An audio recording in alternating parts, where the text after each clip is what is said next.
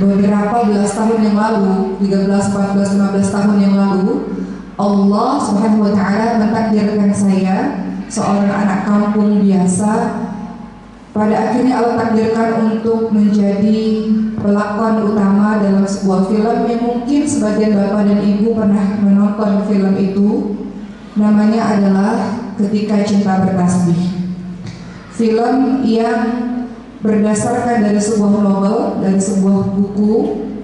Yang novel itu saya baca selama saya merawat ibu saya di hospital. Ibu saya memiliki penyakit autoimun yang membuat beliau harus berada di hospital berbulan-bulan lamanya, dan novel itulah yang menemani saya di kala usia saya 16 tahun. Pada masa itu ada satu karakter dalam novel tersebut, namanya adalah Ana Allahun Nisa, yang saya sangat kagum dengan karakter itu, dan saya minta kepada Allah agar Allah jadikan saya seorang Ana Allahun Nisa di dunia nyata, karena digambarkan di dalam novel tersebut seorang anak adalah orang yang salihah, orang yang taat kepada kedua orang tuanya, orang yang taat kepada agamanya, dia pembelajar, dan dia adalah orang yang menyebarkan dakwah. Maka saya katakan kepada Allah, ya Allah, saya ingin sekarang menjadi seorang anak di dunia nyata. Maka singkat cerita, Allah takdirkan novel tersebut diangkat menjadi sebuah film dan diadakan audition sangat besar, diikuti 7.000 orang di Indonesia. Dan singkatnya Allah pilih saya menjadi pelakon utama tersebut, sesuatu yang tidak pernah saya pilih sebelumnya. Yang ingin saya kongsikan kepada bapak dan ibu semua di sini, yang menarik dalam film tersebut, saya rasa sampai hari ini saya belum menemukan film sejenis seperti film itu, di mana kami semua pelakonnya sebelum kami berangkat ke Mesir, karena saya memerankan karakter seorang pelajar Azhar, sehingga kami harus syuting di Azhar, Kairo, Mesir. Saya menjadi seorang pelajar Azhar dan kemudian seorang putri dari seorang ustadz yang besar, memiliki pondok yang besar, diceritakan seperti itu dalam film. Yang menarik adalah seluruh pelakon-pelakonnya sebelum kami berangkat ke Mesir, kami diminta untuk berjanji. Isi perjanjian itu adalah yang disaksikan oleh para ustadz, para guru-guru. Isi perjanjian itu adalah kurang lebih ayat-ayatnya berbunyi, demi Allah, kalau Allah takdirkan kami dikenali oleh orang banyak, maka kami akan menjaga cara berpakaian kami untuk menjadi contoh bagi banyak orang. Ketika Allah takdirkan kami suatu hari nanti dikenali oleh orang banyak, kami akan betul-betul menjaga perilaku kami agar menjadi contoh yang baik untuk banyak orang. Ketika Allah takdirkan kami menjadi orang yang dikenali oleh banyak orang, kami akan sungguh-sungguh menjaga cara berbicara kami, lisan kami agar menjadi contoh yang baik untuk banyak orang. Usia saya pada masa itu 19 tahun. Kami berangkat ke Mesir dan saya ingat sekali film itu dimulai syutingnya di hari Jumat, yang mana semua orang menangis ketika memulai film itu. Kami mengangkat tangan dan berdoa agar film ini menjadi film yang penuh dengan cinta untuk menyebarkan dakwah Islam rahmatan lil alamin. Masa itu saya masih remaja bapak dan ibu sekalian, saya tidak paham kenapa film. Kemudian kami disuruh berjanji para pelakon-pelakonnya, film ini nak jadi film apa? Kenapa kami ini para pelakon diminta bersumpah? Kenapa kami ini para pelakon seakan-akan diminta untuk menjadi da'i dan da'iyah, bukan hanya sekedar selebriti saja? Saya tak paham. Setelah saya berlakon dalam film tersebut, barulah saya paham bahwa mereka menginginkan agar dakwah Islam ini bisa sampai kepada masyarakat melalui film. Tidak semua orang mau datang ke masjid untuk mendengarkan kuliah agama berjam-jam. Tidak semua orang mau membaca kitab untuk mempelajari agama. Tapi ketika mereka nonton film, mungkin akan banyak orang yang pada akhirnya berhijrah menjadi lebih baik. Maka berdasarkan sumpah atau janji itu yang menghantarkan saya pada akhirnya memahami apa tujuan saya Allah hidupkan di dunia ini. Saya kadang-kadang berpikir bapak dan ibu sekalian, kenapa Allah pilih saya, seorang anak kampung dari sebuah tempat yang jauh dari Jakarta. Allah pilih menjadi pelakon utama. Film itu Allah takdirkan mendapatkan banyak sekali penghargaan, banyak sekali awards. Dan Allah takdirkan untuk sebagian orang mengenal saya. Allah takdirkan ketika saya bicara orang mau mendengar. Allah takdirkan ketika saya mengajak seseorang bernama, Allah juga takdirkan orang tersebut mau untuk bergema. Saya pikir ini tanggung jawab yang besar.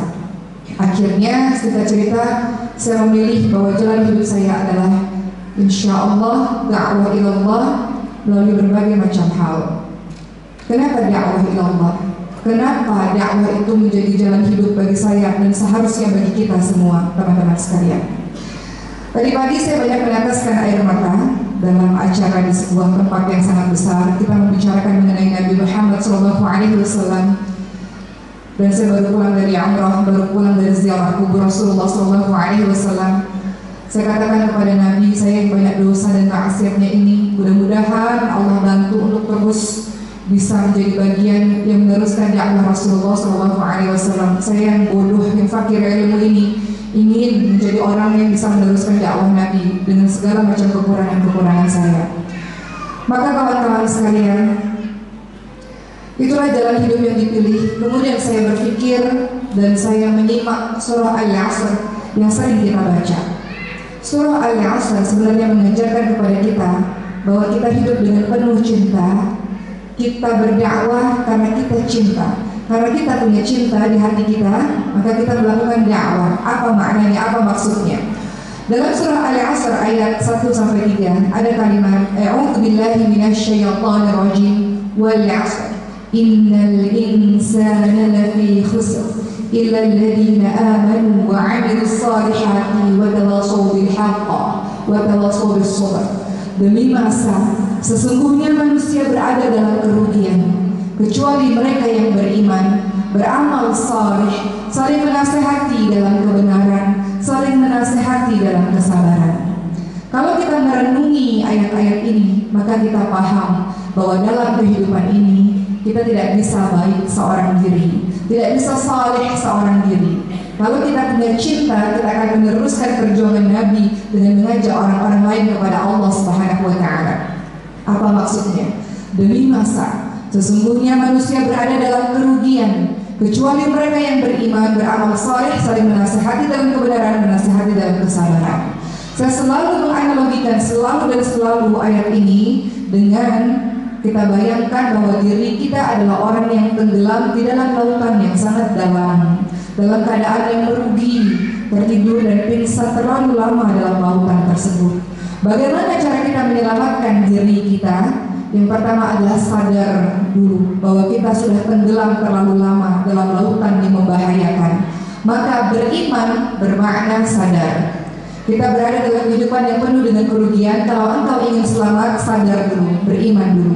Dianalogikan kita tenggelam dalam lautan yang dalam, maka bagaimana agar kita selamat dari tenggelam itu adalah sadar terlebih dahulu. Setelah itu beramal saleh, berbuat baik untuk diri kita sendiri. Setelah kita sadar bahwa kita pingsan dan tenggelam terlalu lama dalam lautan, maka yang kita lakukan adalah berbuat baik untuk menolong diri kita.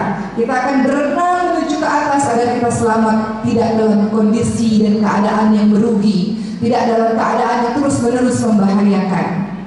Setelah kita berenang, atau di dalam surah Al-Asr beramal saleh, yang ketiga adalah saling menasehati dalam kebenaran. Setelah kita berenang seorang diri, kita baru menyadari bahwa yang tenggelam dan pingsan ternyata ada banyak sekali orang-orang. Kita lihat ke bawah, masih ada ayah kita yang tenggelam dan pingsan tak sadarkan diri. Ada ibu kita, ada adik kita, ada kakak kita, ada saudara-saudara kita yang tenggelam tak sadarkan diri, pingsan. Kalau kita cinta kepada mereka, kalau kita sayang dan peduli kepada mereka, tidak mungkin kita berenang seorang diri. Betul Bapak dan Ibu sekalian? Karena kita cinta dan peduli kepada mereka, kita punya cinta yang besar kepada orang-orang ini. Tidak mau kita biarkan orang-orang ini tenggelam terlalu lama dan membahayakan dirinya. Maka kita turun dan kita nasihati dalam kebenaran. Wahai saudaraku, bangun, engkau tidak sadar sudah terlalu lama. Engkau pingsan sudah terlalu lama dan ini membahayakan dirimu. Kalau engkau terus-menerus dalam keadaan begini, bangun saudaraku, bangun orang-orang yang kucintai, bangun. Kita bisa kalau kita selamat, kalau kita berenang bersama-sama ke atas, menuju ke atas sama-sama, kita bisa selamat. Dalam perjalanan setelah semua orang bangun, kita bersama-sama dengan mereka. Namun dalam perjalanan menuju ke atas itu, beberapa orang dari mereka mengatakan, saya tidak sanggup menuju ke atas. Terlalu banyak goncangannya, terlalu banyak ombaknya, saya tak kuat.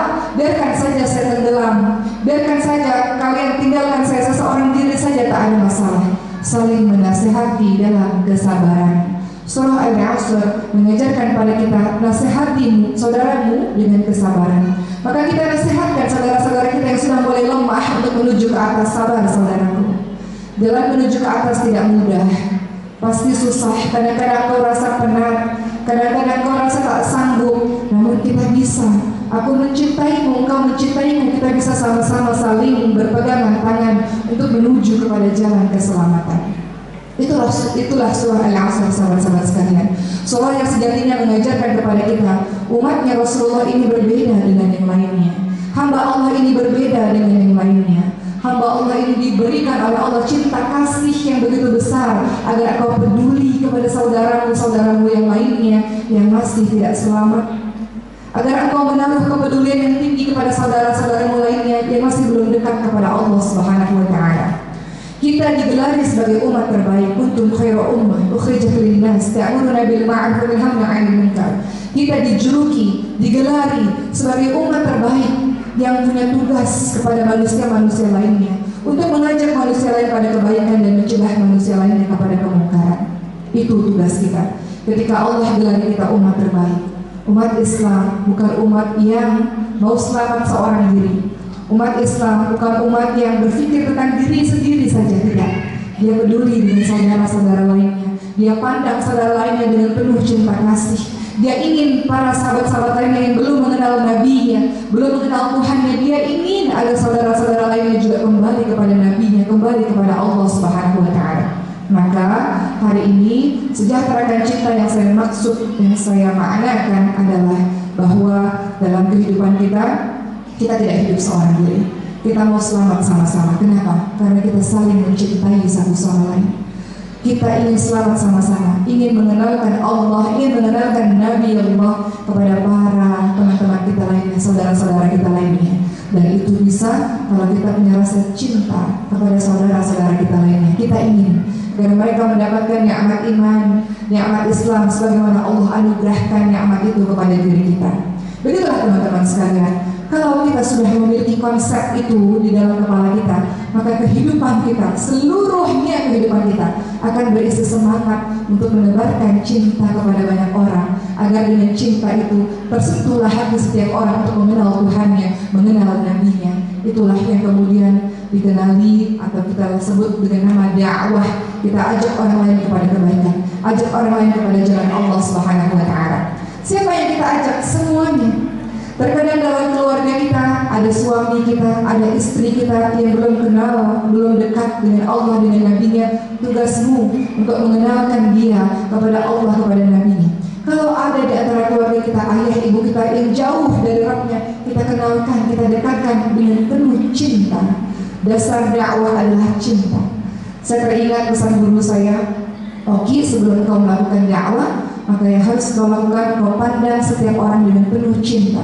Karena engkau sedang menyebarkan cinta. Dengan cinta yang ada dalam hatimu itu, kata-katamu itu akan Allah bantu untuk menembus ke hati setiap orang. Dan setiap orang akhirnya bisa merasakan cinta kepada Allah dan Rasul. Jadi dasar dakwah adalah cinta dan kepedulian. Di antara kita ada yang Allah anugerahkan anak-anak yang tidak dekat kepada Allah. Tugasmu dengan penuh cinta mengajaknya kepada Allah Subhanahu wa Ta'ala. Di antara kita ada saudara-saudara kita yang belum mengenal Allah dan Rasulnya atau jauh dari Allah dan Rasulnya. Tugas kita bukan dengan kebencian, bukan dengan menghakimi, bukan dengan kata-kata yang merendahkan atau mengolok-olok dirinya. Tidak. Agama Islam menyebarkan cinta dan penuh kasih sayang kepada orang lain, kepada sesama makhluk Allah Subhanahu wa Ta'ala. Dan cinta itu akan dirasakan oleh setiap orang kalau engkau betul-betul mengucapkannya, kalau engkau betul-betul mengeluarkannya dari hatimu yang penuh cinta. Dakwah sama seperti kunci dengan lubang kunci. Kalau engkau keras dan engkau paksa, akan rusak pintu tersebut, lubang kunci tersebut. Namun apabila kunci kau masukkan dengan perlahan, kau masukkan dengan tepat, dengan penuh cinta, dengan tepat, maka pintu itu pun akan terbuka. Begitulah hati seseorang. Allah Subhanahu wa Ta'ala ingatkan, "Fabima rahmatan minallahi linta lahum, walau kunta fadlan ghalidhal qalbi lanfaddu min hawlik." Sebab rahmat Allah, kita berkasih sayang berlemah lembut kepada orang-orang lain. Kalau kita keras dan kasar, maka orang-orang akan pergi menjauh daripada kita. Ingat kisah Nabi Musa alaihissalam ketika berdakwah kepada Fir'aun, qaulan layyina. Allah meminta agar Nabi Musa alaihissalam mengucapkan dengan kata yang baik dan lemah lembut. Begitulah teman-teman kita, ayah ibu kita, suami kita, istri kita, anak-anak kita bukan Fir'aun. Kenapa kita harus keras dan kasar dengan kebencian kepada mereka? Tidak. Kita ingin hidup kita tenang, penuh cinta, dan kita sebarkan cinta kepada banyak orang. Dengan cinta itu insya Allah orang-orang akan terbuka hatinya, lembut hatinya untuk mengenal Allah dan Rasulnya, untuk mengenal agama Islam rahmatan lil alamin ini insya Allah.